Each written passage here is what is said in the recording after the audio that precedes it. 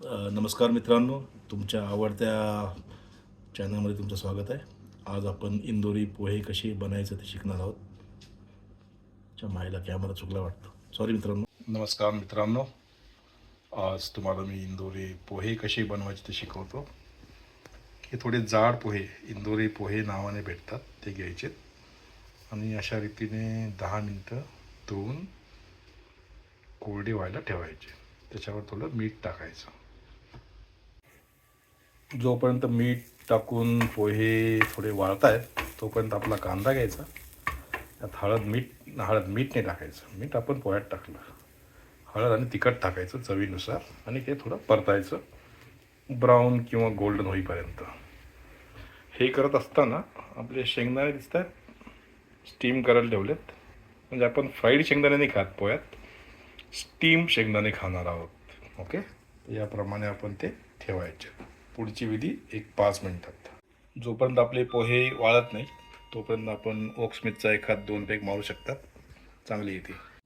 आता आपण जे पोहे पाण्याने भिजवले होते ते 10 मिनटं झालेत, ते असे मोकळे करून घ्यायचे प्लेटमध्ये. दिसत आहेत छानपणे.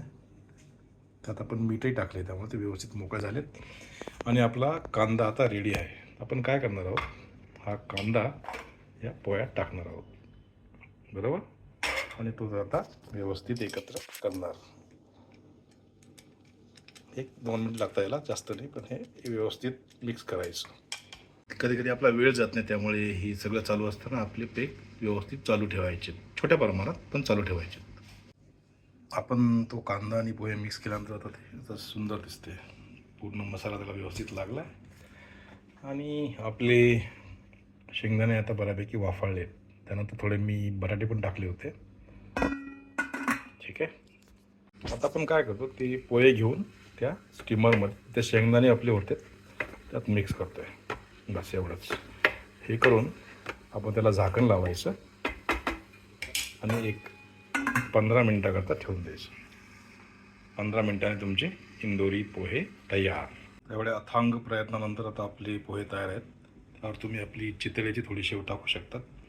चितळे दुपारी 1 ते 4 झोपतात, पण आपण त्यांची शेव दुपारी 1 ते 4 खाऊ शकतो. मित्रांनो, असाच तुमचं सहकार लाभू द्या आणि हा व्हिडिओ व्हायरल करा. धन्यवाद.